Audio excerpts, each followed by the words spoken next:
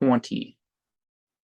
When by and by the Shah was made aware of that soul-wasting absence of his son, he reached a cry to heaven.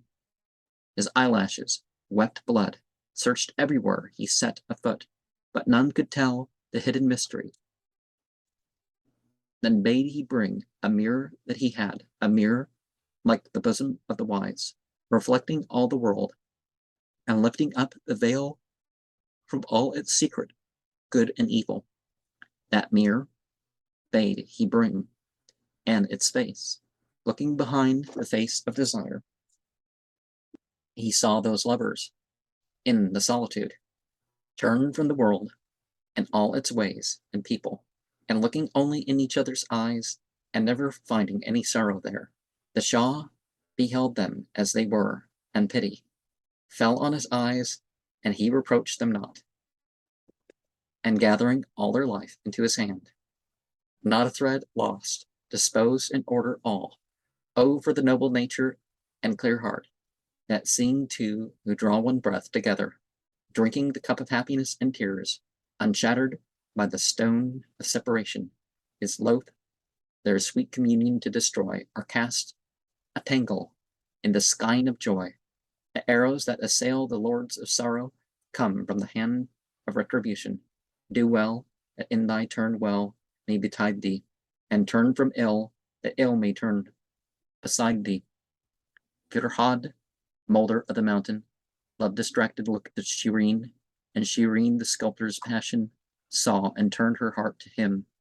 Then the fire of jealous frenzy caught and carried up the harvest of the might of Ka'i Khusrau, plotting with that ancient hag. Of fate, the sculptor's cup he poisoned, and remained the lord of love.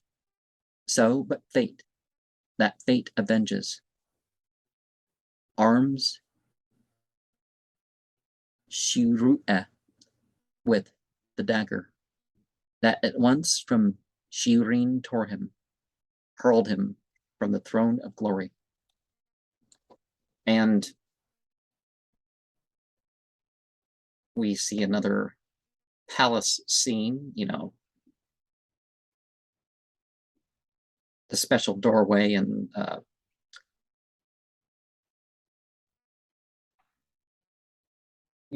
the shape of it and thing, but it's like the sun's in the background, so maybe it's a window. But he takes some guys taking a step up, and then there's another step up, and there's this other guy, and he's holding out his hand, and the one guy has something in his right hand and a sword in his left. So he's going to wallop him, but the king's like calling out for something. He's like getting up and saying, "No, help me." And there's a bottle, and the guy's standing on a carpet, and which can add traction or take it away. It just depends on the situation. I think the guy has a pillow or something. Now, one of the things that we see therein is the technique of gazing, central to a lot of religions. In Islam, one gazes at the one spot.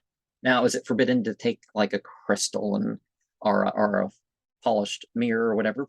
No, it's not. Just it's all what ethics are with these sorts of things. But there's the technique, and you can extend these scrying techniques to other parts of life. But this isn't the place to really go over that.